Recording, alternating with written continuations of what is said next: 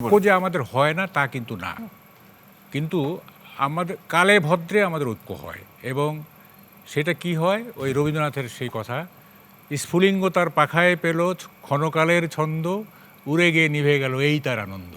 ঐক্য হয় ঠিকই, 71-এ হয়েছে, 90-তে হয়েছে, 5ই আগস্ট হয়েছে, কিন্তু ওই যে ক্ষণকালের ছন্দ, এতক্ষণ যে আমরা আলাপগুলি করলাম না, এগুলি সব বায়বীয়। ঠিক আছে, সলিড জিনিস কিন্তু আমরা এখনো আলাপ করি নাই। এবং আমি আশা করতেছিলাম যে সলিডে আমরা মানে আসবো কি না। এই যে এনসিপির অমুকে কি করছে, ওই তারিখে কি করছে, ওই তারিখে মিরপুরে কি হয়েছে, এইগুলি all will be faded out. এগুলি কিছুদিন পর থাকবে না, নতুন উত্তেজনা শুরু হবে। সলিড কি জিনিস দেখেন, অর্থনীতিটা কি অবস্থায় আছে 2 বছর পরে, এইটা আলোচনা হওয়া উচিত ছিল।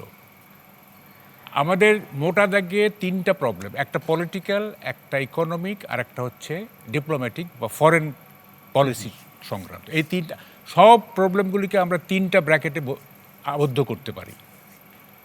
পলিটিক্যালগুলি এত হইল, এখন দেখেন ইকোনমিক, দেখেন ইকোনমি যে কী অবস্থা আছে আমরা কেউ ভাবতেছি না, এবং কোনো পলিটিশিয়ান কিন্তু ইকোনমি কথা বলতেছে না। দেশ তো চলতেছে, সুতরাং কোনো চিন্তা নাই, দেশ ঠিকই চলতেছে। গাড়ি যখন চলতেই থাকে, শত ব্রেক কষাকষিতে থামতে চায় না, তখন বুঝতে হবে গাড়িটা ঢালুর দিকে করাচ্ছে। কোন খাদে গিয়ে পড়বে ড্রাইভার নিজেও জানে না। গাড়ি কিন্তু চলতেছে, ব্রেক কষে থামানো যাচ্ছে না, গাড়ি চলতেইছে, কিন্তু এটা ঢালুর দিকে যে করাচ্ছে এটা কেউ বুঝতেছি না। ইকোনমি, এই যে প্রধানমন্ত্রীর আছেন, রাজনৈতিক সহকারী, তাকে বলতেছি একটু ইকোনমিটা নিয়ে প্রাইম মিনিস্টারের সাথে কথা বলেন। ঠিক আছে, ডিটেল করতে গেলে আপনার চোখ কপালে উঠে যাবে, সুতরাং আমি ডিটেল করব না। ফরেন পলিসি দেখেন, আপনি আপনি এটা দেখছেন কিনা, আমি নিজে পড়লাম। চাইনিজ অ্যাম্বাসেডার যে বক্তব্য দিছে, সেখানে বলতেছেন উনি প্রথমে বলতেছেন যে পলিটিক্যাল ইউনিটি এবং সোশ্যাল স্ট্যাবিলিটি এনশিওর করতে হবে, এইটা এমন কোনো ব্যাপার না। পরে উনি বলতেছেন যে ফেভারেবল এক্সটার্নাল এনভায়রনমেন্ট তৈরি করতে হবে।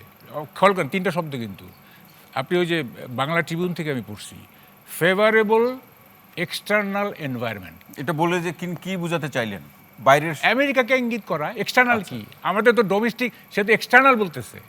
এক্সটার্নাল মানে কোন দেশের সাথে কি সম্পর্ক, এক্সটার্নাল হচ্ছে যে আমেরিকার সাথে কি এনভায়রনমেন্ট তৈরি করতেছেন আপনি, সেটা তো বলতেছে সে।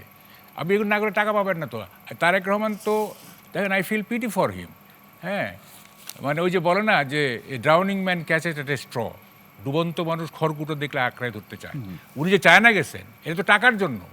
প্রতিদিন জুলাই মাসে প্রতিদিন ব্যাংক থেকে 838 কোটি টাকা লোন নিতে হয়েছে। ঠিক আছে, এই সংখ্যা হয়তো 1000 হয়ে যাবে। এই যে ব্যাংক থেকে লোন নিয়ে টাকা মানে দেশ চালাচ্ছি, হ্যাঁ, চায়নার কাছে টাকার জন্য গেছে, কাঁচা টাকার জন্য। এখন কি হবে না হবে, এই যে চাইনিজ অ্যাম্বাসেডার যে কথা বলছে, এখন তো আমি মানে আই এম ডাউটফুল যে ওরা কী করবে না করবে।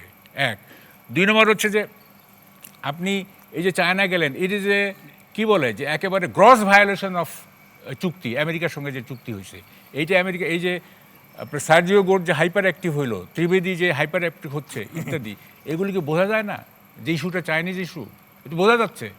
তো ফলে আপনি ফরেন পলিসি ডেলিকেট, আপনার ইকোনমি ডেলিকেট, আমরা রাজনীতি নিয়ে আলাপ করতেছি। How funny! এই রাজনীতি ঠিক না হলে তো অর্থনীতি ঠিক হবে না। না। শুনেন, এইটা economy is the structure of a society, politics হচ্ছে সুপার স্ট্রাকচার। জি, আপনার যদি ইকোনমি যদি ভালো হয়, তাহলে পলিটিক্স সুপার স্ট্রাকচার অটোমেটিক ভালো হবে। ঠিক আছে, এইটার কি বলে, আমি একটু মার্কসিস্ট অ্যানালিসিস হয়ে যাচ্ছে। Economical determinism.